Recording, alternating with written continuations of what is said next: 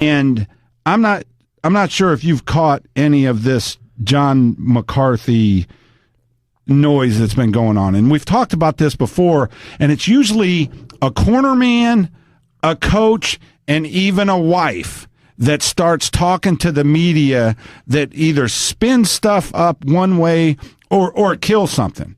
Well, you didn't talk about the Tito fight on the show, and I know that was hard for you. You also didn't talk about anything about that fight until Tito came out and said, "Hey, I offered to fight Fedor." That irritated you, and it made you be real for a second. You came on and you just laid it out, and you got real for a second. And then out of the blue, John McCarthy comes out and says, if he said tap, he must have been talking to a different dimension. And I'm like, A, why is that news? And B, John, what point in your daily life did you think that was something that you need to put out there? I don't understand in this business why people don't know their place. I'm telling you, I do. I do know my place. I don't know if I'm going to be here tomorrow or the next day. You know, if we have a disagreement or something, unless you really twist me out of my brain, we're going to deal with it out of here. I'm not going to give an interview. I'm not going to tell anything that happens in your life. And then here we got a guy. What good is that? What does that do for anything? Now, you lost me a little bit. What specifically are you speaking about? So you're saying that John was the referee in the match, and he has come out and talked about the match, right? Yeah, he's come out. He gave an interview that, hey, if that Chael was listening, it must have been hearing things from a different dimension because Tito didn't say anything. Then he backs that up 3 days later with a tweet that says the same thing. If Chael was hearing things, he was hearing things from a third dimension. Yeah, I couldn't possibly care less if John wanted to weigh on it, but I do understand your point, and it's really hard to be this close, to any kind of notoriety, whether you wanted to call it fame or exposure or whatever word you wanted to use. It is very hard to be that close, but not be the guy. And if there's a camera on and there's an opportunity and you can get in on a little bit of that, human nature will lead you to do that. And yeah, a referee is, they have a job to do, but it's a very specific and very limited job. And, John hasn't made $1 in this sport for himself or for anybody else, but he's a damn good referee and he's got a place. And I can tell you, when John gets assigned to my fights, the first time I ever had John McCarthy, I was excited. That was a big deal. And, I always feel safe when John's in there. I'll hear things about referees just as a whole, not just on John. And some aren't always positive. This guy's the worst ref. And I've never met a bad ref. I just haven't had that experience. Even as a fan where I watch something go on TV, that's a really hard job because you're making a call in the moment, instantaneous. And if you are a half a second late, all of a sudden it's the wrong call. And if you are a half a second early, all of a sudden it's a wrong call. It's just a really hard job. And I can appreciate that from doing some officiating myself just in a wrestling match where you got to hold up scores. I just think it's a tough job. I've never met a bad referee. But I do understand that there is a place. And if you are not contributing to the industry financially, then your part of the industry is very limited. And for me to say he's never made $1 is fair. It's not a slide. And to say he's never made $1 for anybody else. He's not a marketing guy. He's not a guy that can drive a ticket or create a storyline is also fair, but that's the way that it should be. A referee should not speak unless spoken to. He works for a very specific person, which is the executive director. That's who signs his check and that's who assigns him. And if a referee gets out of bounds somewhere, and this isn't even to say that John did. John's got a big problem, which is he said Tito didn't speak. Tito said that he said, I'm good, when I had him in the submission. I said that Tito said tap, tap. So Tito and I both agree that he spoke. Now John's out on an island by himself saying, no, he didn't say a word at all. It's like, John, why you would possibly weigh in when we're doing something here is so far beyond me, I can't understand. But he is a guy that's been on the inside and was forced to look out. Then, all of a sudden he was on the outside trying to look in.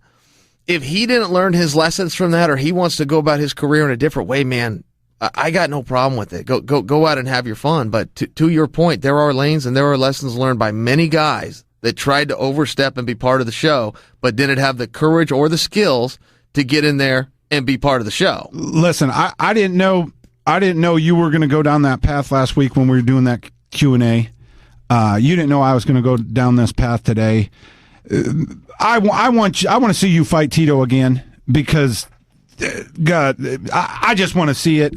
And if there's a lot of people out there that do want to see it, if there's somebody that doesn't have anything to do with it, man, just stay out of it. Yeah. Just stay out of it. I know they take a picture with you and they put it on their Facebook, but that doesn't mean we need you promoting fights, Big John. Well, and that is the bottom line. And again, I don't really want to stay on Big John. I've got a limited relationship with him, and it's very positive, and I respect him. He's done a great job. Never been for me, never been against me, been right down the middle, right where he should be. And frankly, I've never seen him buddy up to anybody. He calls him straight. Big John does a great job, and I'm fine with it. I will speak to your point, though, and I don't have any interest in fighting Tito again. I don't think that's going to happen. He quit the sport, and he sucks, and I'm not a bully. I've never in my life bullied a guy or gone after somebody I knew I could beat. That would be a first with Tito because he was so bad when I felt him.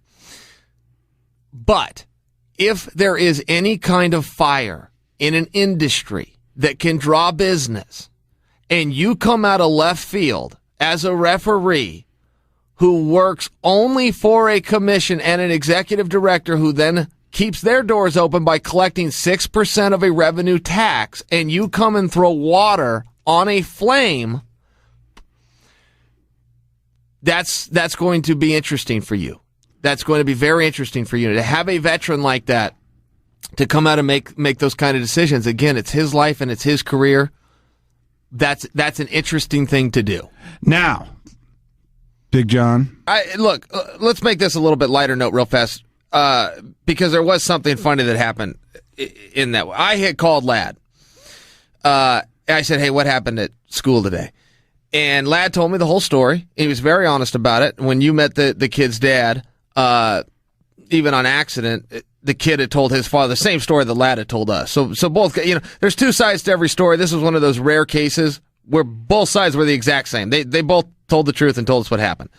But where Ladd got jammed up on a lighter note was some kid had videotaped this. When Ladd had told me the story, one thing about Ladd is he doesn't know how to lie. If he ever lies, he will then come back and tell you that's a lie, that's not what happened, which then makes it the truth again. So Ladd had told me when he said the story, he said, I didn't think I would get caught. I had looked around, I saw where the adults were.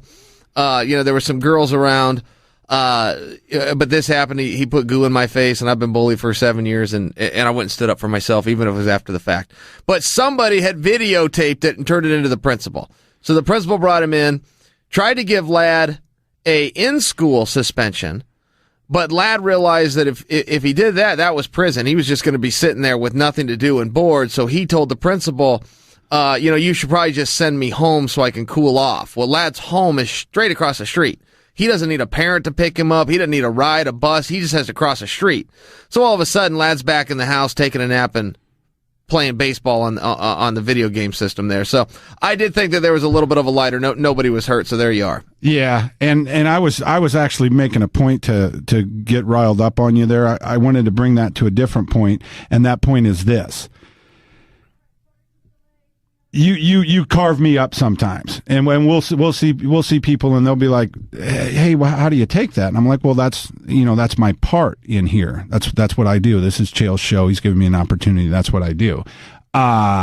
We go off to Vegas. I get all liquored up. I make a fool of myself. You choose to tell it on the show. Again, man, that's your job. I know my role. So he hears me talking about these things, and last week he goes out and gets in a fight at school. Uh-oh. I heard about that. Ladd got suspended for that. Yeah, he did. And again, I was happy. I was happy because I acted like, in my head, hey, Ladd's been bullied before. A couple years ago, kid was bullying him, and we actually, given the horrible advice that we gave 2 years ago, I kind of doubled up on the way I felt, and so Ladd's been bullied, and a young man was trying to pushed some slimy stuff in his face, and Ladd sat on it for a whole day. This happened on Monday last week. He sat on it for a whole day. And then he went in the next day at lunchtime and socked the kid and said, let's fight.